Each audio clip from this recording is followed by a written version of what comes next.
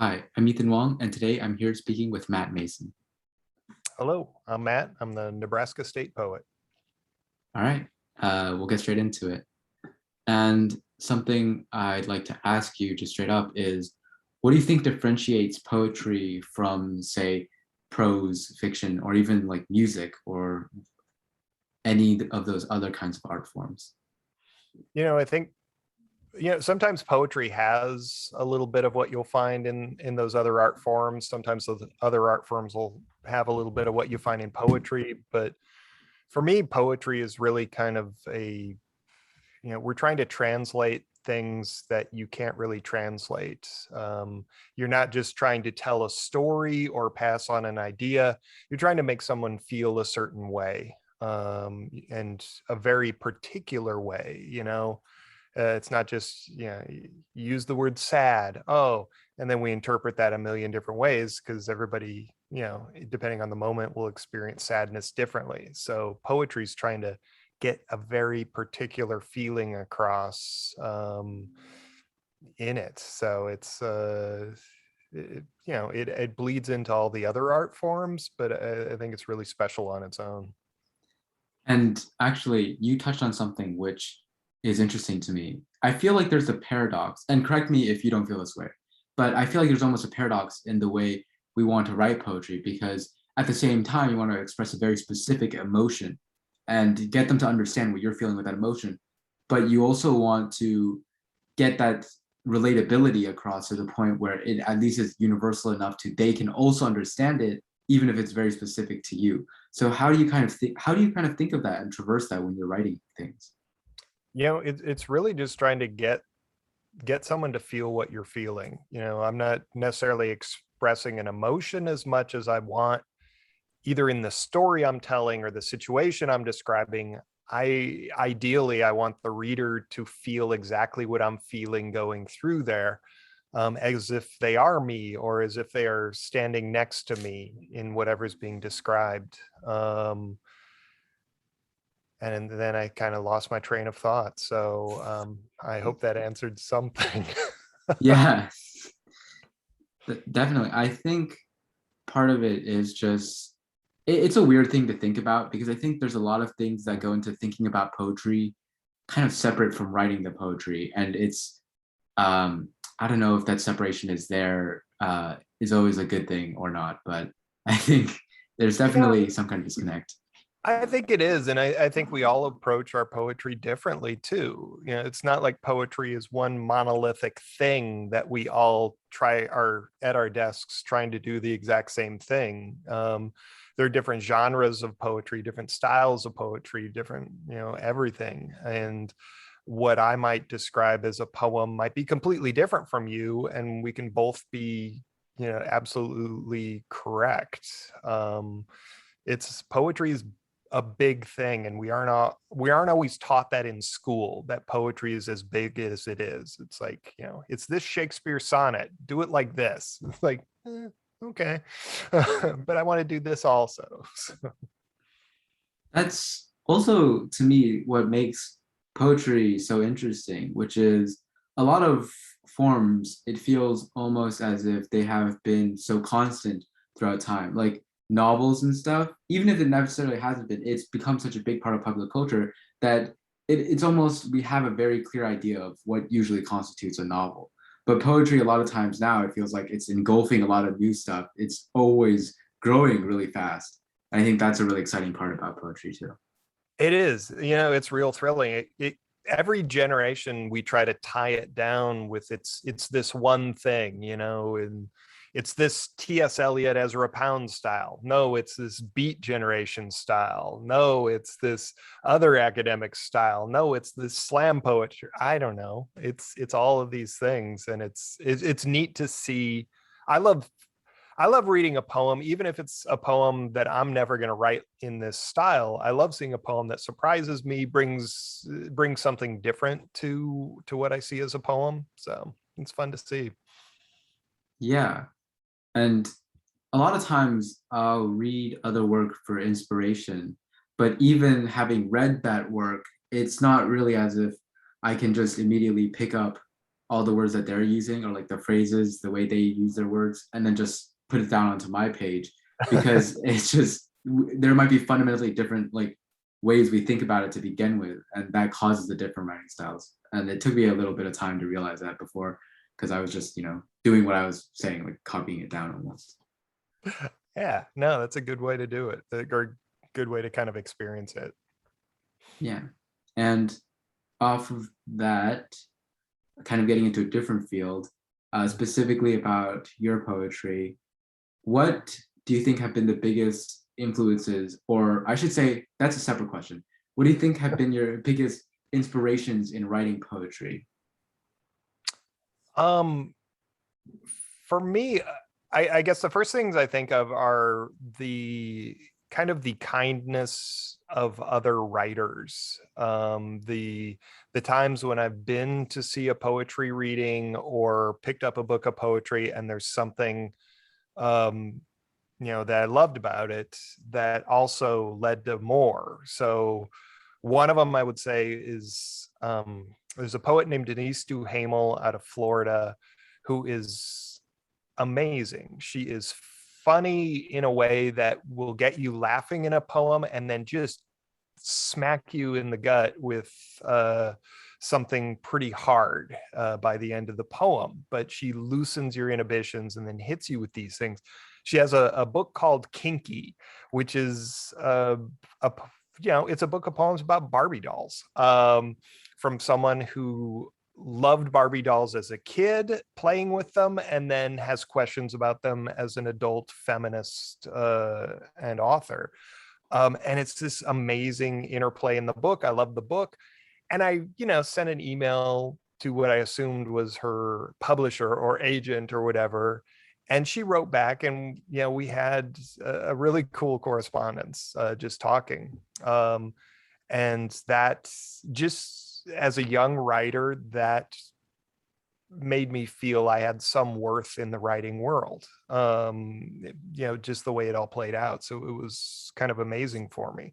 And then also as a young writer, I once saw a reading by Galway Kinnell, Vermont State poet for a while. He's passed away now, but I was working as a volunteer for that year and was trying to figure out my own poetry. I was out of college and reading, I'd go to a bookstore, pick up a book of poems, like, oh, this won the National Book Award, it must be good. And I would read it and I was like, I don't really like this.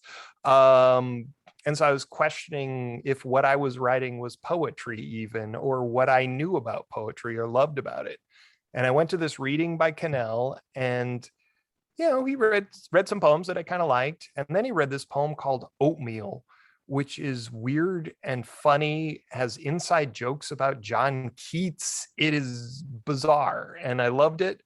And it kind of showed me that what I was writing was poetry, because I like poems, sometimes with a punchline or weird stuff going on. But I hadn't really encountered it from an established author. And being at that reading, having him sign the program from that festival afterwards and stuff, and just talking to him for a few minutes was kind of amazing. It's like after that meeting with Kinnell, I actually went over the next 2 months and wrote every poem that I used to get me into grad school. So it's these kind of, I've really been lucky to have these interactions with some authors who I really love. And actually, you got me thinking with things that you've said, which is you mentioned this kind of, and I'll use this word, funk that you were in with like kind of being unsure about yourself in the context of poetry at large in that time. And I feel honestly as if I'm going through a very similar thing right now. So kind of given that context, what would you recommend in general to people who feel that way? Oh man, just write poetry, write the poems you want to read, write what you wish poetry was rather than what you've been taught it is or what you think it is supposed to be. Just write those poems and trust that it is poetry. that's what I was doing. In that time before I met Galway Cannell, I'm writing a lot, and really hitting the point of, I don't know if this is poetry, but I like writing it, and it helps me emotionally, intellectually, and it's fun. It's enjoyable. Just do that. Don't worry about what poetry's supposed to be. Reinvent it every time you sit down, and kind of trust yourself that what you're doing is worth it. So All I mean, right. you've got a little bit of a resume. What you write is poetry. And you've had some, I hope, some good feedback and accolades, and it's okay to be experimental and take things in a completely different direction. Take it somewhere uncomfortable, take it just somewhere that you actually think is really interesting and, for you, exciting. All right. I'll make sure to keep that in mind. I And hope so. I think ultimately that makes some fantastic poetry.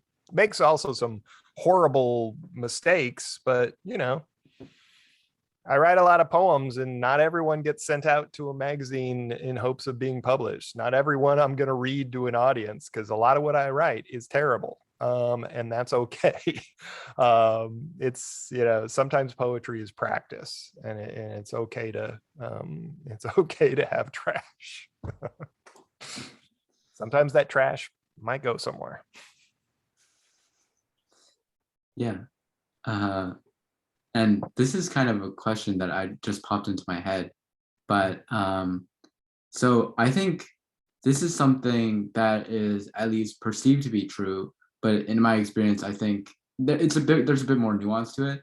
Mhm. But I think what people see is, in traditional poetry, specifically like the Romantics, there was poetry is basically conflated to love poetry, right? Love poems and the like. Now, what do you kind of think of love poems' role in contemporary poetry? And like, in your personal experience, have you like written them? What do you think of them? All that kind of stuff. Oh man, I love poems. I mean, that's one of the main things. You ask a lot of poets why they started writing poetry. It's, well, to get a girl's attention, to get a boy's attention, to all that. And I love it right now, in that love poetry is really opening up in a real common way, that it is about, it's not all boy and girl, girl and boy poetry. It's about however you experience love, and however you're attracted. You don't have to disguise it as much as I think we have in past years. And I think that opens up poetry to a lot of different ways of doing a love poem. And I love it. And I write a lot of love poems too. I'm married to a poet. We've written a few poems about each other or our relationship, and I just write poetry about the world around me anyway. And my wife's a big part of that world, so she gets a fair amount of love poems out of it. So That's nice, but also brings up another question, which is, do you guys ever workshop each other's work? Because what is that like? it's a problem, because we discovered early on that we write really differently. I think she is a really good reader of my work early, first, second, third draft.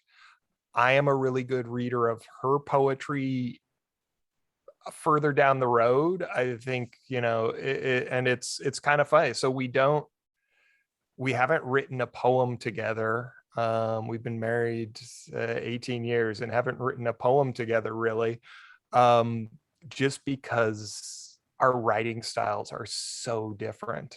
Like, my first drafts I can write on a napkin in a McDonald's, whereas she needs a very controlled environment. She needs to be on top of everything and is working on every line as it comes out, whereas I'll throw stuff down and then fix it later. but then my second phase, I have to be in the full control, and she's much looser. So our writing styles just don't match up. So we mostly annoy each other when we try to help each other with our writing. So yeah, which is all fine as long as you recognize it. I think if we try to operate without recognizing it, I don't think we would have made it very long. So That's really interesting. Yeah, that just the dynamics of how that would play out. I mean, yeah. yeah, I mean, we both, yeah, I love her writing. I think she's a better writer than I am. It's just our processes are very different. Yeah. And just to kind of cap off with the last question before we get into a poem, I wanted to ask you, so there are a lot of practical things with if someone wanted to end up being a writer, like past getting into college and then past that. But besides those technical things, kind of, I guess, weaving into a little bit of like personal advice that you've encountered for doing that, and just kind of like solid tips you think, practical tips for people who want to get into writing past that kind of stage. What do you say about that? You know, for folks who want to get into writing, is figure out what works for you as far as feedback, as far as community, as far as help. Because again, we're all different. You're going to get advice from 10 different authors. They're all going to be different, and some of them will be terrible for you, even though they worked for that person. My own advice is just read everything out loud to yourself and in an open mic. I do really well with my work, very serious work that I'll bring to an open mic and just try out. Because as I read it out loud, I realize a little bit better with the pressure of an audience, what is working, what is not working, what I can edit. The audience's reaction doesn't matter as much, though it can sometimes be surprising in good and bad ways. But it's just that pressure of sharing your work kind of ups the stakes. And plus, when you hear it out loud, like when I write, I hear kind of the poem in my head as I write. And when I read a finished draft out loud, I get a better idea of how that matches the voice that I want it to have. So Yeah, that's great advice. Thanks. thanks. No, my pleasure. Oh. And you want me to read a poem now? Yeah, All right. go ahead. This poem's from my I've got a new book ish. I mean, it came out in the pandemic. It's called I Have a Poem the Size of the Moon. So it's not too new. It's almost a year old, but I've just started actually doing readings for it. So yes. So this poem is called Calling to the Stars. Everyone is aware there are stars behind stars, suns and luminarias, basement bulbs swaying above our heads, herds of flocks of schools of stars. After that, it gets complicated. And I don't mean the mystery of spaces out past galaxies, the blank map of backroad backyards between porch light and county line highway, barbed wire fence and astronomers insist is stretching. I mean only stars, which we sail by, steer by, squint at like faces on the street who look just like a lost loved ones for an instant. Stars, like the ones when we couldn't touch them yet, couldn't assign temperature and atmosphere to, could only give them the names of gods on days when gods seemed furthest away. Prayed to, prayed for, something more involved than burning pupils of gas. Stars, not these ledger entries identified by constellations of number and alphabet, all written down on tabletops of rag paper pages next to digits and dashes and columns. Stars, go back to the broad nothing. where those celestials have walked into the room without introduction, like sparks between clouds, green scrolls swirling open in the northern sky, where science is only hearsay, with no twigs to build cages for these fireflies, these ancestors' flashlights, bracelets, and trinkets of the divine. Remember your manners. Say your name to the night. Thank you. I love that. Thank you. Thank you so much, Ethan. And so I guess I already asked the question. I usually ask the question now about what is your advice to people who want to kind of get into poetry. But I guess one addendum I'll add to that is for anyone who's kind of an amateur and wants to get into like the like writing spaces, what specific advice do you get to give for that?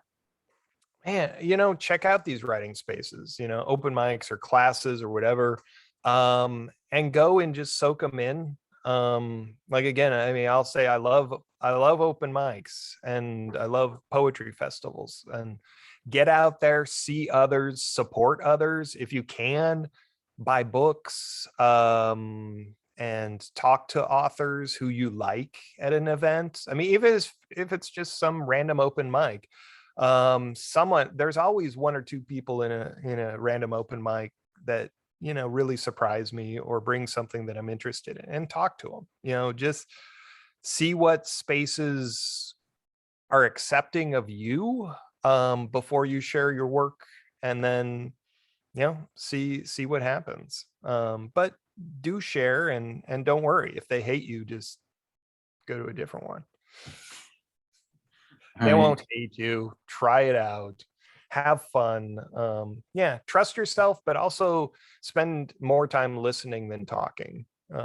It's a really good way to figure out a space. Yeah, thank you so much for that. And thank you for being here today. Oh, my pleasure.